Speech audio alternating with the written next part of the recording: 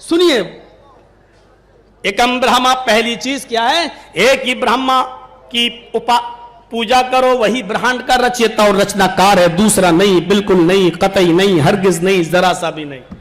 द्वितीय वस्तु, हाय अर्जुन, दूसरी चीज सनातन धर्म में दाखिल होने के लिए, प्रवेश पाने के लिए, एंट्री करने के लिए दूसरी चीज क्या है?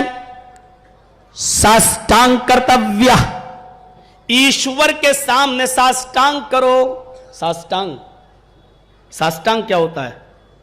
सा अष्ट अंग, ये है, जब मिलाकर पढ़ेंगे तो होगा साष्टांग। सा के माना साथ, हम आपके साथ गए, हम आपके साथ खाए। अष्ट के माना 8, अंग मानी ये हिस्सा, भाग। साष्टांग, 8 अंगों को धरती पर रखो, 8 अंगों के साथ ईश्वर को प्रसन्न करो। जानते हो ये 8 अंग धरती पर कब रखे जाते हैं? जब एक इंसान सजदा करता है। नमाज वाला सजदा देखते हैं आप कैसा होता है? और देख लीजिए नमाज में जो सजदा होता है वो क्या है? पहली चीज माथा, दूसरी चीज नाक। कितनी चीजें हो गई? माथा और नाक 2 हाथ 4, और दोनों पैर के घुटने और दोनों पैर, कितना है? 8। महाभारत किताब आपकी और साष्टांग कर रहे हैं हम। ये भाईचारा नहीं तो और क्या है? साष्टांग, ईश्वर के सामने धरती पर साष्टांग करो, यानी सजदा करो। यहां जुज बोलकर कुल मुराद लिया गया, नमाज पढ़ो। ये बड़ा अजीब सिस्टम है। कभी कभी कुल जुज बोल दिया जाता है, उससे मुराद कुल होता है। जैसे वह यबका वजहु रब्बिका जुल जलाली वल इकराम, सारी कायनात फना हो जाएगी, सिर्फ तेरे रब का चेहरा बाकी रहेगा। तो तेरे रब का चेहरा बाकी रहने का मतलब क्या है? उसका हाथ बर्बाद हो जाएगा, उसका पैर फना हो जाएगा? नहीं, नऊजुबिल्लाह। चेहरा बोल दिया गया, यहां जुज बोलकर कुल मुराद है। मतलब क्या है कि तेरे रब की जात बाकी रहेगी, सब नष्ट हो जाएंगे, सब खत्म हो जाएंगे, तेरे रब की जात बाकी रहेगी। तो यहां पर भी ऐसे ही है, यहां जुज एक हिस्से को बोल दिया गया और पूरी इबादत मकसूद है। साष्टांग करो यानी नमाज पढ़ो। तृतीय वस्तु दानम दीक्षिता, तीसरी चीज दान दो, गरीबों और मिस्कीनों में अपना धन खर्च करो। हाय अर्जुन, जब तक तुम दान नहीं करोगे तब तक तुम्हारी एंट्री सनातन धर्म के अंदर नहीं मानी जाएगी। गरीबों की हमदर्दी हर धर्म में है, लेकिन अभी हम हिंदू धर्म बता रहे हैं। साष्टांग दानम, दान दो, दानम दीक्षिता, दान दो, खैरात करो। और चौथी चीज व्रतधारी, व्रत, रोजा, व्रत, उपास, व्रत, ईश्वर के लिए कुछ छोड़ना।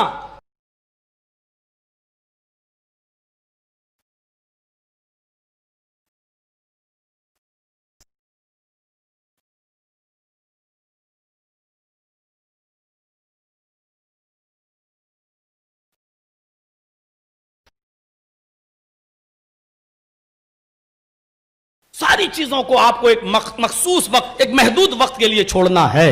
रोजा उधर भी, रोजा इधर भी। तो क्या कहा गया? व्रतधारी, व्रत, उपास, रोजा। ये चौथी चीज किसने कहा? कृष्ण जी ने। कहा? महाभारत में।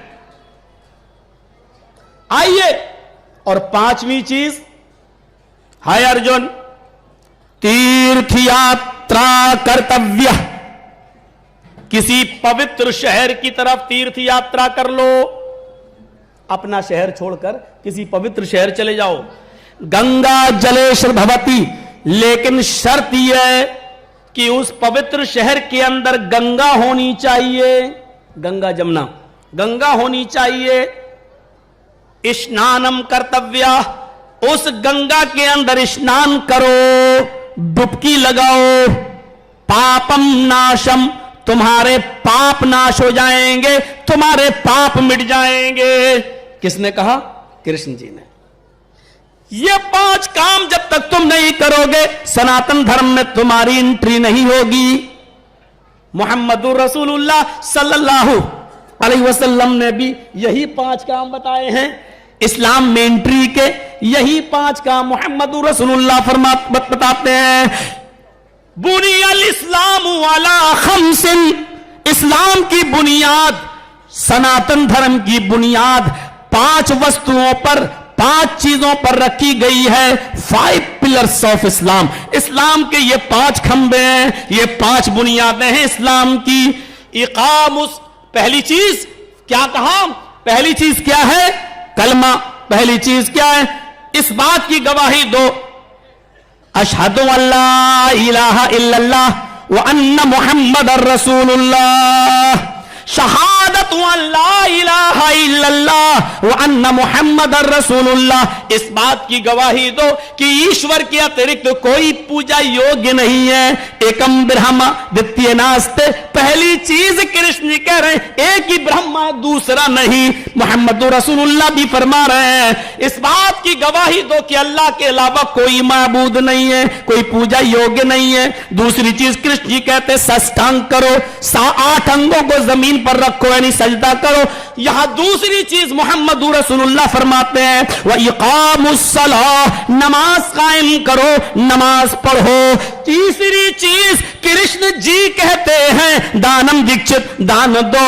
मोहम्मद रसूलुल्लाह फरमाते हैं व इताउज़ ज़कात, तीसरी चीज ज़कात है। परसेंटेज मुतय्यन कर दिया गया है, गरीबों में दिया जाएगा, अमीरों से लिया जाएगा। 100 रुपए में 2.5 रुपए तुम्हारे ऊपर फर्ज है, अनिवार्य है। हर अमीर से 100 रुपए में 2.5 रुपए, 40 रुपए में 1 रुपया लिया जाएगा। हर अमीर से 40 में 1 रुपया, यह गरीब का अधिकार है। 100 रुपए उसके पास है तो 2.5 रुपए गरीब के हो गए हैं। 1000 रुपये का मालिक है तो 25 रुपए गरीब के हो गए हैं। 1 लाख रुपए का अगर मालिक है तो 2500 रुपए गरीब के हो गए हैं। यह समाजवादी धर्म है मेरे भाइयों, जो गरीबों को साथ लेकर चल रहा है। और इस्लाम अपने धर्म में गरीबों की हमदर्दी और मोहब्बत को समेट रहा है कि जब तक तुम ज़कात नहीं दोगे, अपने माल का यह अनिवार्य हिस्सा गरीबों में नहीं बांटोगे, तब तक तुम सनातन धर्म में, इस्लाम में एंट्री नहीं पाओगे। यह तीसरी चीज इस्लाम की भी वही ताउज़ ज़कात, ज़कात है। वह सौमु रमजान, चौथी चीज रमजान के रोजे। कृष्ण जी ने क्या कहा? व्रत, रोजा, व्रत, उपास।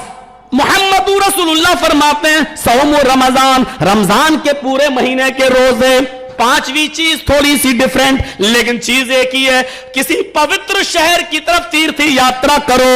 ये कृष्ण जी कहते हैं, मोहम्मद रसूलुल्लाह ने फरमाया तहुज्जल बैत इन इस्तताअत इलैहि सबीला, तुम भी खाने काबा मक्के की तरफ चले जाओ, हज करो, हज करो, पवित्र शहर की तरफ चले जाओ।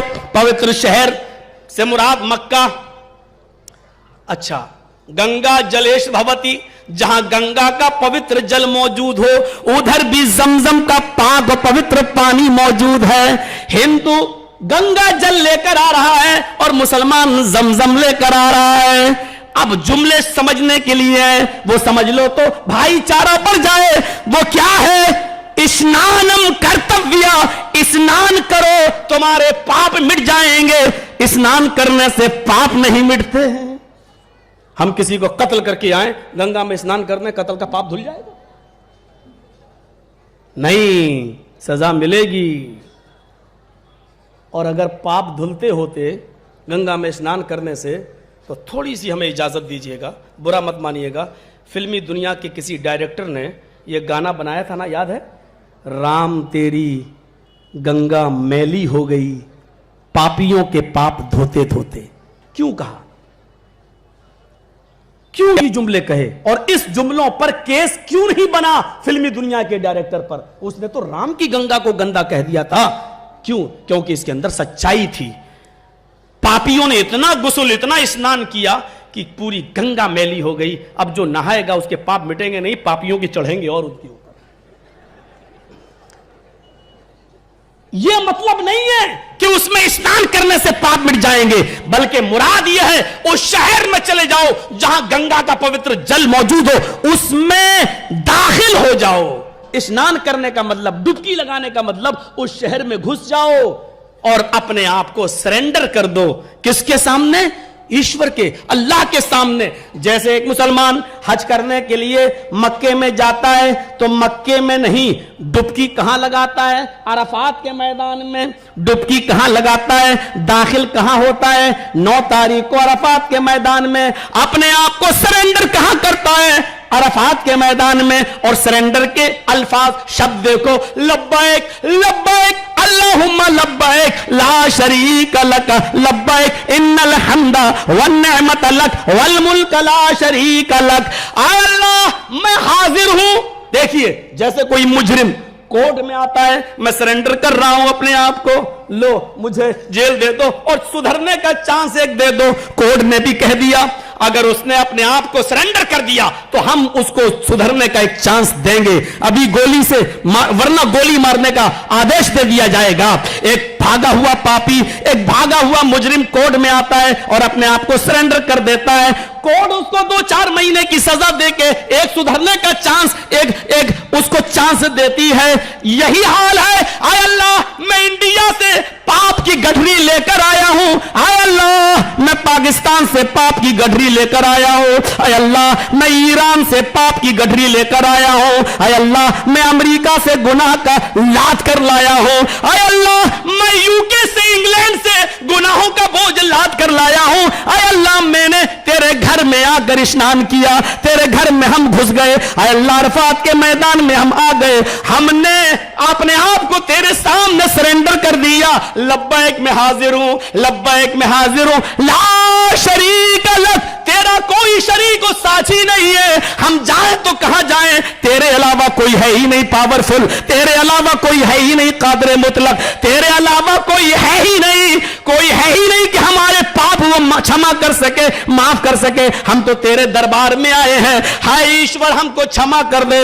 ऊपर से भी आवाज आती है, आए फरिश्तों, हाय देवताओं, हाजिर रहना, गवाह रहना, मेरे बंदों ने अपने पाप हमारे सामने लाकर रख दिए हैं और हमसे क्षमा मांगने आ गए हैं, हमारी जहन्नम से डर कर यहां तक आ गए हैं। आए फरिश्तों, हमने भी अपने बंदों के गुनाहों को माफ कर दिया और ऐसा कर दिया कमा वाला तो मुहा, जैसा कि उसकी मां ने उसको आज ही अपने पेट से पैदा किया हो, आज ही उसको जना हो।